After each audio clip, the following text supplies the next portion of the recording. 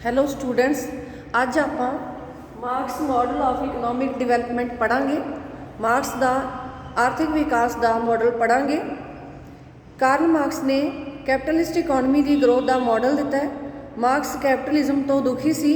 Capitalist economy के विच जां पूंजीवादी अर्थव्यवस्था च लेबर एक्सप्लाइटेशन, अनएम्पलॉयमेंट, पावर्टी ते इनकम इनइक्वलिटी तो मार्क्स दुखी सी। मार्क्स इस सिस्टम नूं बदलना चाहुंदा सी, कैपिटलिज्म नूं बदलना चाहुंदा सी। मार्क्स ने समाज के विकास बारे दस्सिया। मार्क्स ने दस्सिया कि समाज का विकास किस तरह होया, समाज एक अवस्था तो दूजी अवस्था च किवें पहुंचिया। मार्क्स ने कहा कि समाज के विकास दीयां 5 अवस्थावां है। पहली अवस्था है प्रीमिटिव कम्यूनिज्म। समाज की पहली अवस्था या पहली स्टेज है प्रीमिटिव कम्यूनिज्म।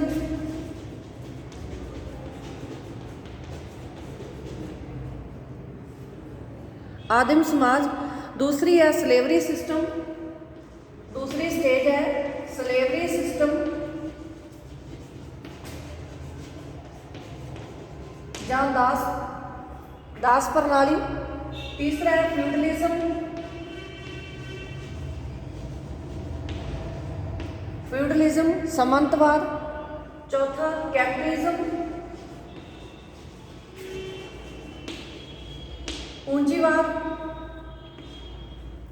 पूंजीवाद चौथी स्टेज है। 5वीं स्टेज है सोशलिज्म। तो कार्ल मार्क्स ने दस्सिया कि समाज का विकास इस तरह नाल होया।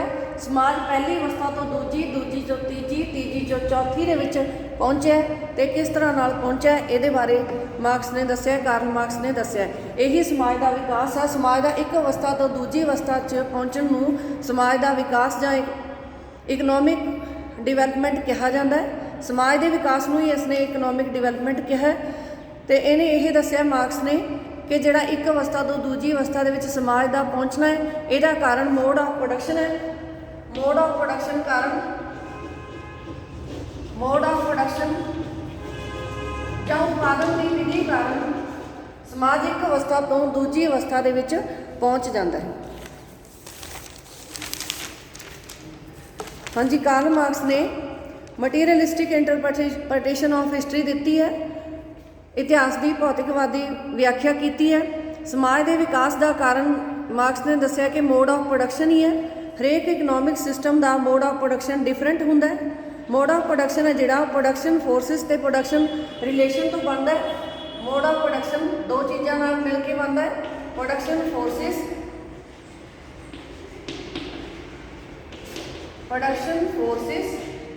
ते प्रोडक्शन रिलेशन।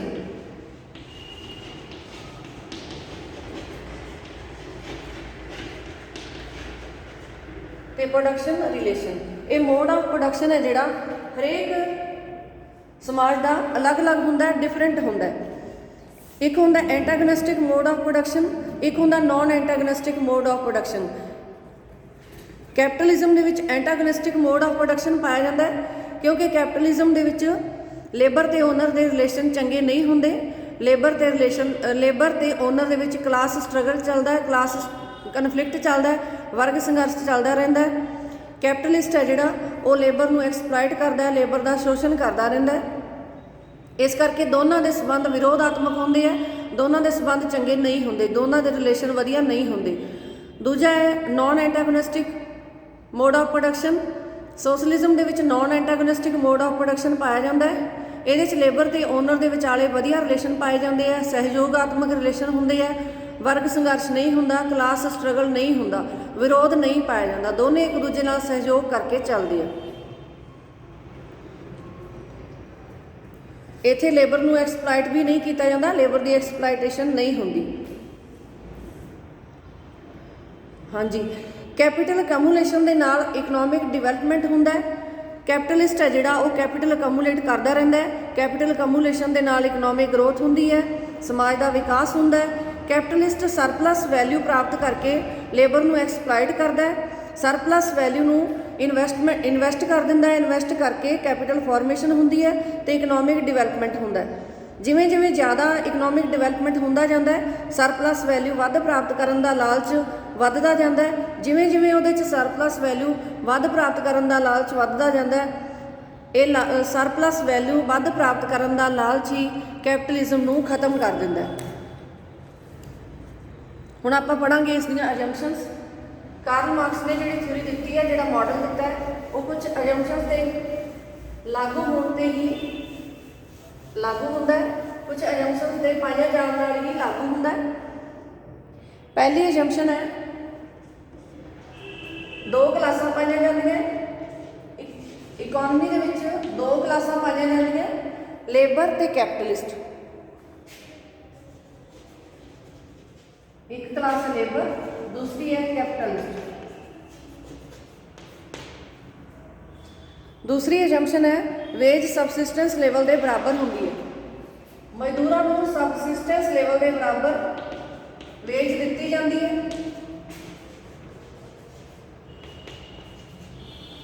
ਸਬਸਿਸਟੈਂਸ ਲੈਵਲ ਦੇ ਬਰਾਬਰ ਮਜ਼ਦੂਰੀ ਦਿੱਤੀ ਜਾਂਦੀ ਹੈ, ਜੀਵਨ ਨਿਰਵਾਹ ਮਜ਼ਦੂਰੀ ਦਿੱਤੀ ਜਾਂਦੀ ਹੈ। ਲੇਬਰ ਥਿਊਰੀ ਆਫ ਵੈਲਿਊ ਲਾਗੂ ਹੁੰਦੀ ਹੈ। ਲੇਬਰ ਥਿਊਰੀ ਆਫ ਵੈਲਿਊ ਲਾਗੂ ਹੁੰਦੀ ਹੈ। ਚੌਥੀ ਅਜੰਪਸ਼ਨ ਹੈ, ਪ੍ਰੋਡਕਸ਼ਨ ਰਿਸੋਰਸਿਸ ਦੇ ਮਾਲਕ ਕੈਪੀਟਲਿਸਟ ਹੁੰਦੇ ਆ। ਪ੍ਰੋਡਕਸ਼ਨ ਰਿਸੋਰਸਿਸ ਦੇ ਓਨਰ ਕੈਪੀਟਲਿਸਟ ਹੁੰਦੇ।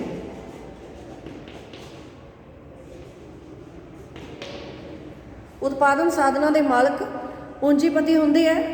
ਕੈਪੀਟਲਿਸਟ ਲੇਬਰ ਨੂੰ ਐਕਸਪਲਾਇਟ ਕਰਦਾ ਹੈ। ਕੈਪੀਟਲਿਸਟ ਲੇਬਰ ਨੂੰ ਐਕਸਪਲਾਇਟ ਕਰਦਾ ਹੈ। ਕੈਪੀਟਲਿਸਟ ਲੇਬਰ ਨੂੰ ਐਕਸਪਲਾਇਟ ਕਰਦਾ ਹੈ, ਸ਼ੋਸ਼ਣ ਕਰਦਾ ਹੈ ਲੇਬਰ ਦਾ। ਕੈਪੀਟਲ ਦੋ ਤਰ੍ਹਾਂ ਦੀ ਹੁੰਦੀ ਹੈ। ਅਗਲੀ ਅਜੰਪਸ਼ਨ ਹੈ, ਕੈਪੀਟਲ ਦੋ ਤਰ੍ਹਾਂ ਦੀ ਹੁੰਦੀ ਹੈ। ਇੱਕ ਹੈਗੀ ਹੈ ਕੌਂਸਟੈਂਟ ਕੈਪੀਟਲ, ਕੌਂਸਟੈਂਟ ਕੈਪੀਟਲ,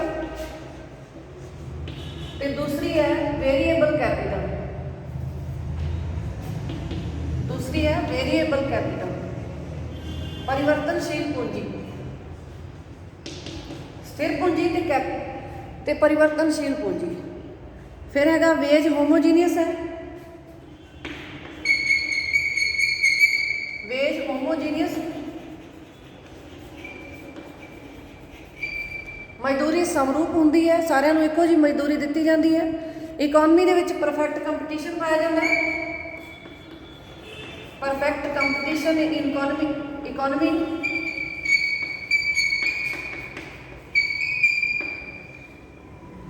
ਫਿਰ ਹੈਗਾ ਨੈਸ਼ਨਲ ਇਨਕਮ ਹੈ ਜਿਹੜੀ, ਇਸ ਨੂੰ ਦੋ ਹਿੱਸਿਆਂ ਦੇ ਵਿੱਚ ਵੰਡਿਆ ਜਾਂਦਾ ਹੈ, ਪ੍ਰੋਫਿਟ ਤੇ ਵੇਜ ਦੇ ਵਿੱਚ।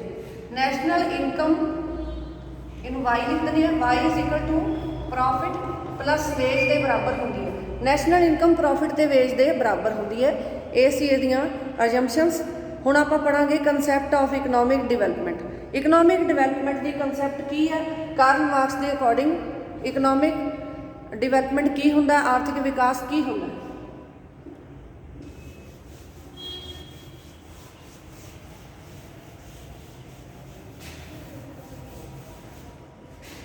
concept of economic development।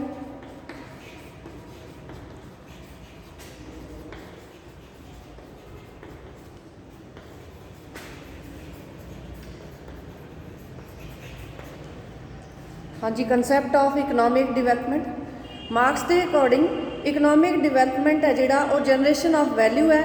Labour द्वारा वैल्यू नूं जनरेट किया जाता है। शुरू दे विच वैल्यू ज़्यादा जनरेट होंदी है, पर बाद दे विच इकनॉमिक पावर का केंद्रीकरण हो जाता है। इकनॉमिक पावर थोड़े जिहे हत्थां दे विच केंद्रित हो जाती है। इस करके इकनॉमिक पावर कुछ हत्थां दे विच केंद्रित जदों हो जाती है तो उदों प्रॉफिट रेट घटन लग जाती है। प्रॉफिट रेट घटन लग जाती है।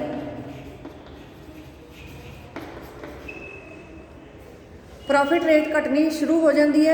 इन्वेस्टमेंट घटन लग जाता है। इकोनॉमी की ग्रोथ रेट है जी घटन लग जाती है। अनएम्पलॉयमेंट वधन लग जाती है। मजदूर अंदोलन करन लग जाते हैं, बेरोजगार हो जाते हैं, क्रांति आ जाती है, कैपिटलिज्म का अंत हो जाता है। कैपिटलिज्म की थां ते सोशलिज्म की स्थापना हो जाती है। कैपिटलिज्म को खत्म करके सोशलिज्म की स्थापना की जाती है। ਜਦੋਂ ਲੋਕ ਬਹੁਤ ਦੁਖੀ ਹੁੰਦੇ ਆ, ਅਨਇੰਪਲਾਇਡ ਹੁੰਦੇ ਆ, ਤਾਂ ਉਹ ਇਸ ਤਰ੍ਹਾਂ ਨਾਲ ਕਰਦੇ ਆ, ਅੰਦੋਲਨ ਕਰਦੇ ਆ, ਕ੍ਰਾਂਤੀ ਕਰਦੇ ਆ, ਜਿਹਦੇ ਕਰਕੇ ਕੈਪੀਟਲਿਜ਼ਮ ਨੂੰ ਖਤਮ ਕਰ ਦਿੰਦੇ ਆ। ਤਾਂ ਹੁਣ ਇਸ ਦੀ ਪ੍ਰੋਸੈਸ ਹੈ ਜਿਹੜੀ ਇਕਨੋਮਿਕ ਗਰੋਥ ਦੀ, ਇਸ ਨੂੰ ਦੋ ਹਿੱਸਿਆਂ ਦੇ ਵਿੱਚ ਵੰਡਿਆ। Process of economic growth, process of economic growth, ਇਸ ਨੂੰ ਦੋ ਹਿੱਸਿਆਂ ਦੇ ਵਿੱਚ ਵੰਡਿਆ। ਪਹਿਲਾ ਹੈਗਾ growth of capitalist economies, growth of capitalist ਇਕੋਨਮੀਜ਼।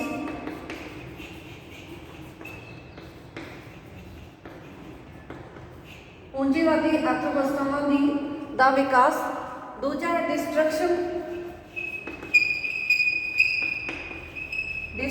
Of capitalist ਇਕੋਨਮੀਜ਼।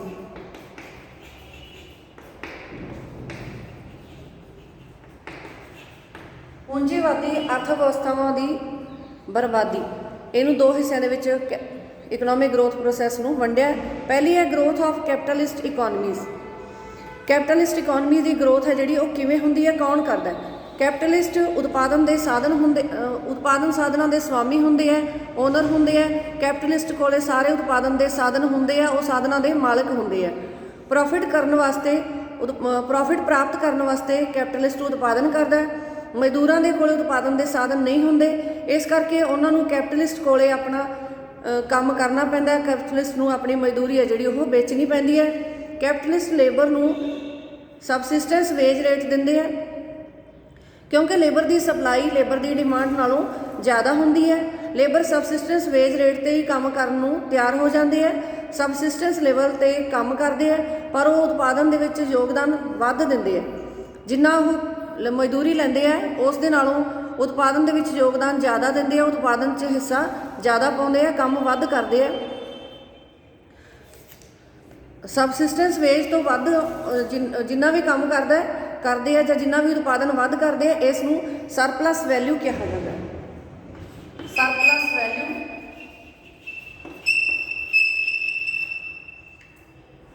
ਜਿੰਨਾ ਵੀ ਉਤਪਾਦਨ ਉਹ ਵੱਧ ਕਰਦੇ ਆ ਆਪਣੀ ਮਜ਼ਦੂਰੀ ਨਾਲੋਂ, ਉਸ ਨੂੰ ਸਰਪਲਸ ਵੈਲਿਊ ਕਿਹਾ ਜਾਂਦਾ ਹੈ, ਜਿਹਦੇ ਨਾਲ ਨੈਸ਼ਨਲ ਇਨਕਮ ਵੱਧਦੀ ਹੈ। ਸਰਪਲਸ ਵੈਲਿਊ ਹੈ ਜਿਹੜਾ, ਇਸ ਨੂੰ ਇਨਵੈਸਟ ਕਰ ਦਿੱਤਾ ਜਾਂਦਾ ਹੈ। ਇਨਵੈਸਟ ਕਰਨ ਨਾਲ ਨੈਸ਼ਨਲ ਇਨਕਮ ਵੱਧਦੀ ਹੈ, ਇਕਨੋਮਿਕ ਡਿਵੈਲਪਮੈਂਟ ਹੁੰਦਾ ਹੈ। ਨੈਸ਼ਨਲ ਇਨਕਮ ਦੇ ਵਿੱਚ ਤਿੰਨ ਐਲੀਮੈਂਟਸ ਪਾਏ ਜਾਂਦੇ ਆ, ਤਿੰਨ ਕੰਪੋਨੈਂਟਸ ਪਾਏ ਜਾਂਦੇ ਆ। ਨੈਸ਼ਨਲ ਇਨਕਮ 'ਚ ਤਿੰਨ ਕੰਪੋਨੈਂਟਸ ਪਾਏ ਜਾਂਦੇ ਆ। GNP ਜਾਂ ਨੈਸ਼ਨਲ ਇਨਕਮ ਜਾਂ national product is equal to C plus V plus S। ਇੱਥੇ C ਹੈ ਕੌਂਸਟੈਂਟ ਕੈਪੀਟਲ, V ਹੈ ਵੇਰੀਏਬਲ ਕੈਪੀਟਲ, S ਹੈ ਸਰਪਲਸ ਵੈਲਿਊ। ਇਹਨਾਂ ਤਿੰਨਾਂ ਨੂੰ ਜੋੜ ਕੇ ਨੈਸ਼ਨਲ ਇਨਕਮ ਦਾ ਪਤਾ ਲਾਇਆ ਜਾਂਦਾ ਹੈ, ਗ੍ਰੋਸ ਨੈਸ਼ਨਲ ਪ੍ਰੋਡਕਟ ਦਾ ਪਤਾ ਲਾਇਆ ਜਾਂਦਾ ਹੈ। ਕੌਂਸਟੈਂਟ ਕੈਪੀਟਲ ਹੈ ਜਿਹੜੀ, ਇਹਨੂੰ ਫੈਕਟਰੀ ਬਿਲਡਿੰਗਸ, ਕੌਂਸਟੈਂਟ ਕੈਪੀਟਲ ਦੇ ਨਾਲ ਕੈਪੀਟਲਿਸਟ ਹੈ ਜਿਹੜਾ ਉਹ ਫੈਕਟਰੀਆਂ, ਬਿਲਡਿੰਗਸ, ਰਾ ਮਟੀਰੀਅਲਸ ਇਹ ਖਰੀਦਦਾ ਹੈ। ਤੇ ਵੇਰੀਏਬਲ ਕੈਪੀਟਲ ਹੈ ਜਿਹੜੀ, ਇਹ ਮਜ਼ਦੂਰਾਂ ਨੂੰ ਦਿੱਤੀ ਜਾਣ ਵਾਲੀ ਮਜ਼ਦੂਰੀ ਹੁੰਦੀ ਹੈ। ਮਜ਼ਦੂਰਾਂ ਨੂੰ ਜਿਹੜੀ ਮਜ਼ਦੂਰੀ ਦਿੱਤੀ ਜਾਂਦੀ ਹੈ ਉਸ ਨੂੰ ਵੇਰੀਏਬਲ ਕੈਪੀਟਲ ਕਿਹਾ ਜਾਂਦਾ ਹੈ। ਸਰਪਲਸ ਵੈਲਿਊ ਹੈ ਜਿਹੜੀ, ਇਹ ਹੁੰਦੀ ਹੈ total value created by labour minus necessary labour. Surplus value SV is equal to total value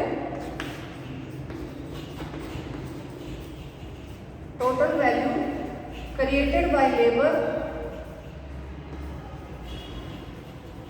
minus necessary labour.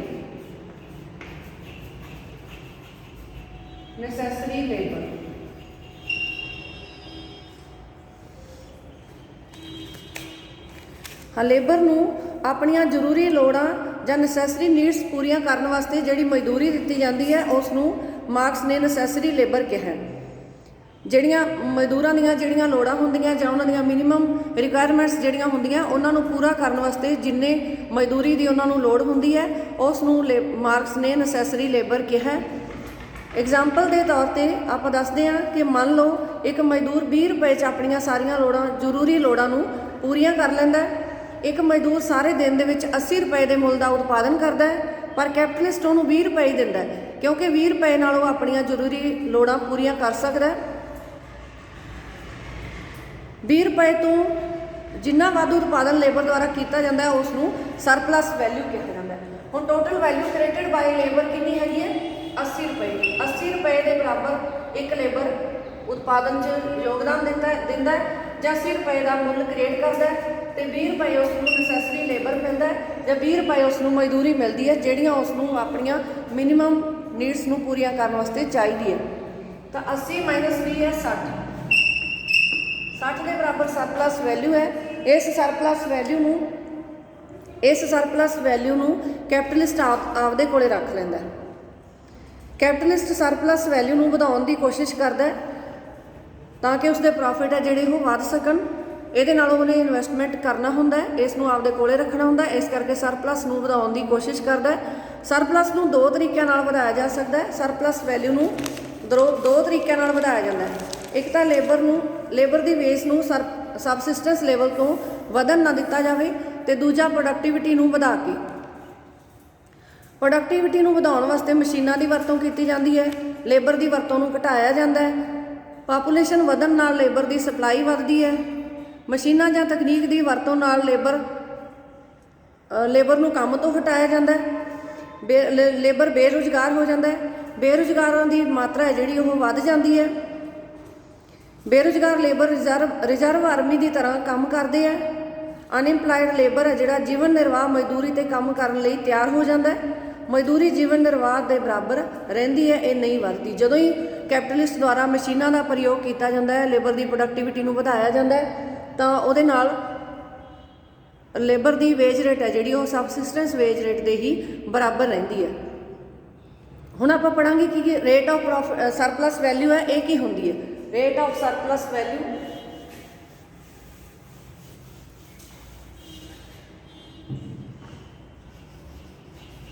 rate of surplus value हाँ जी रेट ऑफ सरप्लस वैल्यू है जी S/20 होंगी है गुणा 100। सरप्लस वैल्यू बटा नसैसरी लेबर या variable capital गुणा 100 नूं rate of surplus value कहा जाता है। रेट ऑफ सरप्लस वैल्यू जिन्नी ज़्यादा होगी लेबर की एक्सप्लाइटेशन भी उन्नी ज़्यादा होती है। हुण आपां देखते हैं रेट ऑफ प्रॉफिट की होंदा है। रेट ऑफ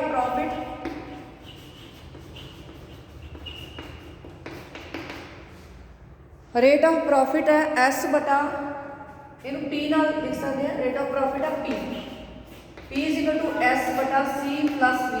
ये कला V है, ये C भी है, C प्लस V गुणा 100। ये रेट ऑफ प्रॉफिट है। Rate of profit rate of surplus value तो घट होंदी है। Rate of profit rate of surplus value तो घट होंदी है, ये घट होंदी है surplus rate of surplus value तो।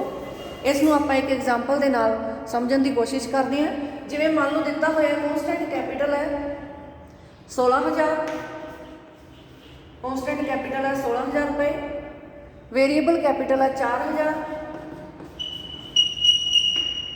वेरीएबल कैपिटल है 4,000, सरप्लस है, सरप्लस वैल्यू है 4,000।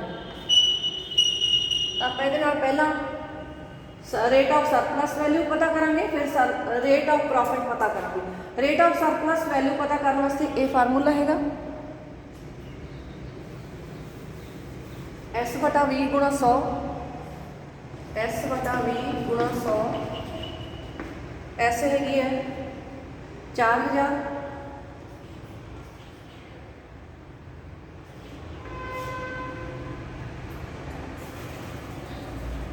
S हैगी है 4,000 तो V भी 4,000 है गुणा 100 तो हो गया 100%। Surplus value rate of surplus value है 100%। जो रेट ऑफ वैल्यू 100% है तो उदों देखते हैं रेट ऑफ प्रॉफिट कितना है। रेट ऑफ प्रॉफिट का फार्मूला ये है S है 4,000, C है 16,000, V है 4,000, ये हो गया 20,000 गुणा 100, 4,000 बटा 20,000 गुणा 100 तो ये होगी 20%। रेट ऑफ प्रॉफिट है जी घट है 20% है, तो रेट ऑफ सरप्लस वैल्यू है जी हैगी है 100%। इस करके rate of surplus value rate of profit नालों ज़्यादा होती है।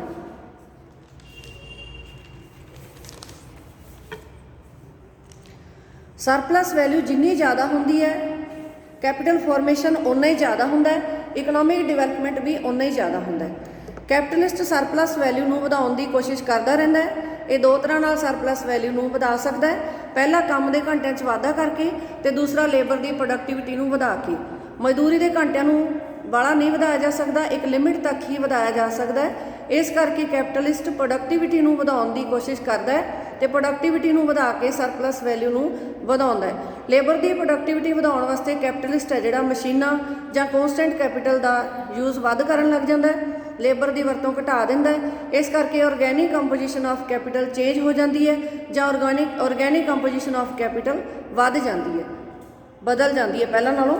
ਆਰਗੈਨਿਕ ਕੰਪੋਜੀਸ਼ਨ ਆਫ ਕੈਪੀਟਲ ਹੈ ਜਿਹੜੀ ਇਹ ਹੁੰਦੀ ਹੈ C/V, ਇਸ ਨੂੰ ਆਪਾਂ Q ਨਾਲ ਲਿਖਾਂਗੇ।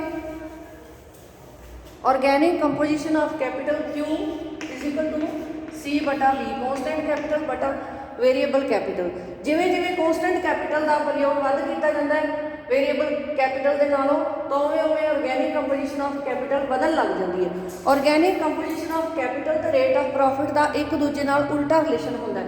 ਆਰਗੈਨਿਕ ਕੰਪੋਜੀਸ਼ਨ ਆਫ ਕੈਪੀਟਲ ਜਿਵੇਂ ਜਿਵੇਂ ਵੱਧਦੀ ਹੈ ਤਾਂ ਰੇਟ ਆਫ ਪ੍ਰੋਫਿਟ ਉਵੇਂ ਘਟਦੀ ਜਾਂਦੀ ਹੈ। ਤਾਂ ਜਦੋਂ ਮਸ਼ੀਨਾਂ ਦਾ ਜ਼ਿਆਦਾ ਪ੍ਰਯੋਗ ਕੀਤਾ ਜਾਂਦਾ ਹੈ ਤਾਂ ਉਵੇਂ ਆਰਗੈਨਿਕ ਕੰਪੋਜੀਸ਼ਨ ਆਫ ਕੈਪੀਟਲ ਵੱਧਦੀ ਜਾਊਗੀ ਤੇ ਰੇਟ ਆਫ ਪ੍ਰੋਫਿਟ ਹੈ ਜਿਹੜਾ ਉਹ ਘਟਦਾ ਜਾਊਗਾ, ਕਿਉਂਕਿ ਦੋਨਾਂ ਦਾ ਆਪਸ ਦੇ ਵਿੱਚ ਨੈਗੇਟਿਵ ਰਿਲੇਸ਼ਨ ਹੁੰਦਾ, ਉਲਟਾ ਸੰਬੰਧ ਦੋਨਾਂ 'ਚ ਪਾਇਆ ਜਾਂਦਾ ਹੈ। ਆਰਗੈਨਿਕ ਕੰਪੋਜੀਸ਼ਨ ਆਫ ਕੈਪੀਟਲ ਵਧਣ ਨਾਲ ਰੇਟ ਆਫ ਪ੍ਰੋਫਿਟ ਘਟ ਗਿਆ, ਕਿਉਂਕਿ ਸਰਪਲਸ ਵੈਲਿਊ ਹੈ ਜਿਹੜੀ ਉਹਨੂੰ ਵੇਰੀਏਬਲ ਕੈਪੀਟਲ ਦਾ ਪ੍ਰਯੋਗ ਕਰਕੇ ਹੀ ਪ੍ਰਾਪਤ ਕੀਤਾ ਜਾਂਦਾ ਹੈ, ਜਾਂ ਇਹ ਲੇਬਰ ਦੇ ਉੱਤੇ ਡਿਪੈਂਡ ਕਰਦੀ ਹੈ, ਵੇਰੀਏਬਲ ਕੈਪੀਟਲ ਦੇ ਉੱਤੇ ਡਿਪੈਂਡ ਕਰਦੀ ਹੈ। ਜਿਵੇਂ ਜਿਵੇਂ ਵੇਰੀਏਬਲ ਕੈਪੀਟਲ ਨੂੰ ਘਟਾਇਆ ਜਾਂਦਾ ਹੈ ਜਾਂ ਲੇਬਰ ਨੂੰ ਘਟਾਇਆ ਜਾਂਦਾ ਤਾਂ ਉਵੇਂ ਸਰਪਲਸ ਵੈਲਿਊ ਹੈ ਜਿਹੜੀ ਉਹ ਵੀ ਘਟਣ ਲੱਗ ਜਾਂਦੀ ਹੈ। ਵੇਰੀਏਬਲ ਕੈਪੀਟਲ ਜਾਂ ਲੇਬਰ ਦੇ ਘੱਟ ਯੂਜ਼ ਦੇ ਨਾਲ ਸਰਪਲਸ ਵੈਲਿਊ ਘਟਣ ਲੱਗ ਜਾਂਦੀ ਹੈ। ਇਸ ਕਰਕੇ ਪੂੰਜੀਵਾਦ ਦੀ ਬਰਬਾਦੀ ਸ਼ੁਰੂ ਹੋ ਜਾਂਦੀ ਹੈ, ਪੂੰਜੀਵਾਦ ਦਾ ਖਾਤਮਾ ਸ਼ੁਰੂ ਹੋ ਜਾਂਦਾ ਹੈ, ਇਸ ਦਾ ਅੰਤ ਸ਼ੁਰੂ ਹੋ ਜਾਂਦਾ ਹੈ।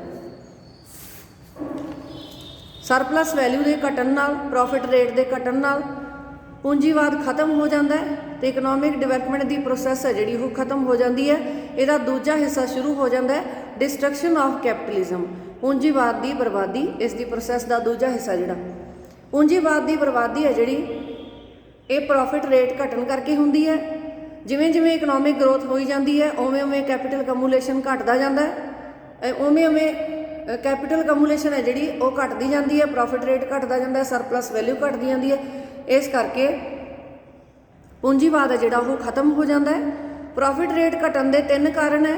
ਪਹਿਲਾ ਕਾਰਨ ਤਾਂ ਹੈਗਾ ਆਰਗੈਨਿਕ ਕੰਪੋਜੀਸ਼ਨ ਆਫ ਕੈਪੀਟਲ ਦਾ ਵੱਧ ਜਾਣਾ, ਆਰਗੈਨਿਕ ਕੰਪੋਜੀਸ਼ਨ ਆਫ ਕੈਪੀਟਲ ਇਹਦੇ ਵਧਣ ਨਾਲ ਰੇਟ ਆਫ ਪ੍ਰੋਫਿਟ ਹੈ ਜਿਹੜੇ ਘਟ ਜਾਂਦੇ ਹੈ। ਦੂਸਰਾ ਹੈਗਾ slow turn off social capital, slow turn off social capital.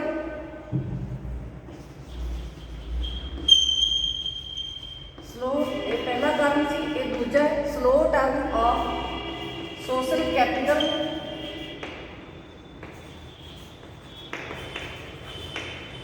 ਸਮਾਜਿਕ ਪੂੰਜੀ ਦਾ ਹੌਲੀ ਹੌਲੀ ਬਦਲਾਅ। ਕੈਪੀਟਲਿਸਟ ਹੈ ਜਿਹੜਾ ਉਹਨੂੰ ਮਸ਼ੀਨਾਂ ਤੇ ਜ਼ਿਆਦਾ ਖਰਚ ਕਰਨਾ ਪੈਂਦਾ ਹੈ, ਜ਼ਿਆਦਾ ਖਰਚਾ ਹੋ ਜਾਂਦਾ ਉਹਦਾ ਮਸ਼ੀਨਾਂ ਤੇ।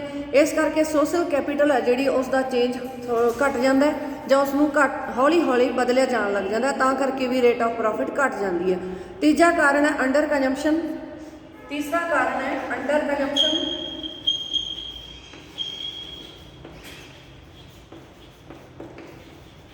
ਅਲਪ ਉਪਭੋਗ, ਕੰਜੰਪਸ਼ਨ ਦਾ ਘਟ ਜਾਣਾ।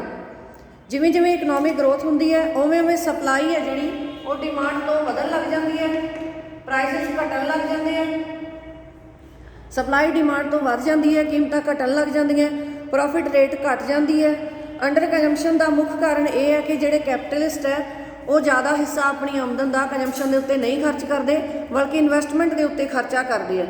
ਜਿਹੜੇ ਮਜ਼ਦੂਰ ਹੈ ਉਹ ਬੇਰੁਜ਼ਗਾਰ ਹੈ, ਉਹ ਗਰੀਬੀ ਨਾਲ ਪੀੜਤ ਹੈ, ਇਸ ਕਰਕੇ ਉਹ ਜ਼ਿਆਦਾ ਕੰਜੰਪਸ਼ਨ ਦੇ ਉੱਤੇ ਖਰਚਾ ਨਹੀਂ ਕਰ ਸਕਦੇ। ਉਹਨਾਂ ਦੀ ਮਜਬੂਰੀ ਹੁੰਦੀ ਹੈ ਕਿਉਂਕਿ ਉਹਨਾਂ ਦੇ ਕੋਲ ਆਮਦਨ ਨਹੀਂ ਹੈਗੀ, ਇਸ ਕਰਕੇ ਉਹ ਆਪਦੀ ਆਮਦਨ ਉਹਨਾਂ ਕੋਲ ਆਮਦਨ ਹੀ ਘੱਟ ਹੈ, ਇਸ ਕਰਕੇ ਉਹ ਖਰਚਾ ਨਹੀਂ ਕਰ ਸਕਦੇ, ਕੰਜੰਪਸ਼ਨ ਦੇ ਉੱਤੇ ਖਰਚਾ ਨਹੀਂ ਕਰਦੇ ਤਾਂ ਕਰਕੇ ਕੰਜੰਪਸ਼ਨ ਹੈ ਜਿਹੜਾ ਉਹ ਘਟ ਜਾਂਦਾ ਹੈ।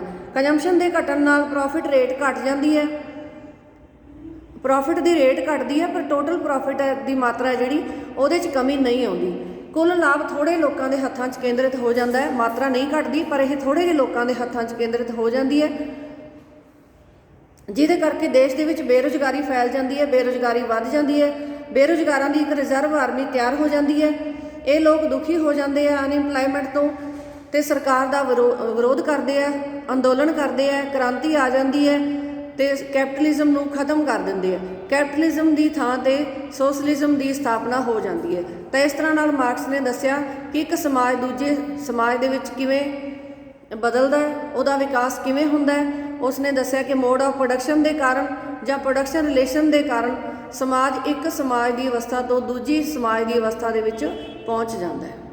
ਤਾਂ ਕੈਪੀਟਲਿਸਟ ਹੈ ਜਿਹੜਾ ਪਹਿਲਾਂ ਉਹ ਸਰਪਲਸ ਵੈਲਿਊ ਦੇ ਲਾਲਚ 'ਚ ਬਹੁਤ ਜ਼ਿਆਦਾ ਇਕਨੋਮਿਕ ਗਰੋਥ ਕਰਦਾ ਹੈ ਤੇ ਉਸ ਦੀ ਇਹ ਗਰੋਥ ਜਾਂ ਸਰਪਲਸ ਵੈਲਿਊ ਨੂੰ ਪ੍ਰਾਪਤ ਕਰਨ ਦੀ ਲਾਲਸਾ ਜਾਂ ਲਾਲਚ ਹੀ ਉਸ ਨੂੰ ਖਤਮ ਕਰ ਦਿੰਦਾ ਹੈ। Thank you students.